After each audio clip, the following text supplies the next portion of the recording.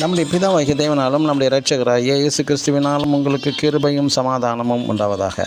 கிறிஸ்துவுக்குள் அன்பான சகோதர சகோதரிகளே, இன்று நாம் தியானத்துக்கு எடுத்துக்கொள்ள இருக்கிறதான வேத வசனம் ஆமோஸ் எழுதின தீர்க்கதரிசியின் புஸ்தகத்தில் 9ஆம் அதிகாரம் 8ஆம் வசனம். ஆண்டவரின் கண்கள் பாவமுள்ள ராஜ்யத்திற்கு விரோதமாய் வைக்கப்பட்டிருக்கிறது என்று உள்ளது. ஆமென். உலகில் அநேக ராஜ்யங்கள் தோன்றி மறைந்தும் விட்டது. மேதியா, பெர்ஷியா, பாபிலோன் கிங்டம், தி கிரேட் அலெக்சாண்டர் கிங்டம், ரோம பேரரசு, தற்போது உள்ள தி கிரேட் பிரிட்டன், இப்படி பல ராஜ்யங்கள் உண்டு. பரிசுத்த வேதத்தில் கிங்டம் என்று 369 முறை குறிப்பிடப்பட்டுள்ளது. கிங் என்பது ராஜா, டோம் என்பது ஆளுகை. இங்கு ஆமோஸ் தீர்க்கதரிசி குறிப்பிடுவது பாவமுள்ள ராஜ்யத்திற்கு விரோதமாக கர்த்தரின் கண்கள் உள்ளது என்கிறார்.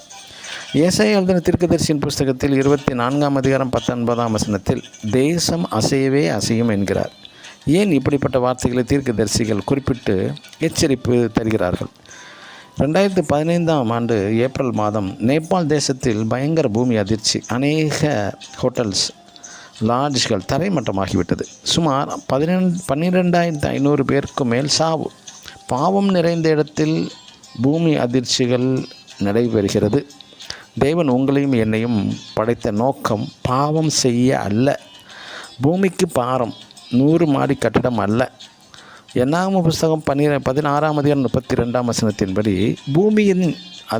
பூமி தன் வாயை திறந்து கோராகுக்குரிய எல்லா மனிதர்களையும் அவர்கள் பொருட்களையும் விழுங்கிவிட்டது என்று.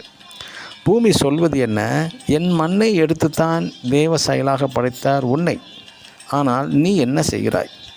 2015-16 மட்டும் சுமார் 600க்கும் மேற்பட்ட பூமி அதிர்ச்சிகள். பாவம் நிறைந்த கிங்டம் இருந்து விடுதலை பெற்று உங்களை நீங்களே காத்துக்கொள்ளுங்கள்.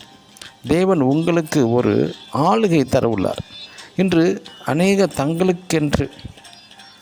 தங்களுக்குள்ளதான பாஸ்டரை எடுத்து, பவர், அந்த தங்களுக்குள்ளதான அந்த பவரை எடுத்து அரசியல்வாதிகள், ரவுடிகள் தங்களுக்கு ஒரு ராஜ்யம் உருவாக்கி கொள்வது போல இன்று அநேக கிறிஸ்தவர்களும் கிறிஸ்தவ போதகர்களும் உருவாக்கி கொள்கிறார்கள்.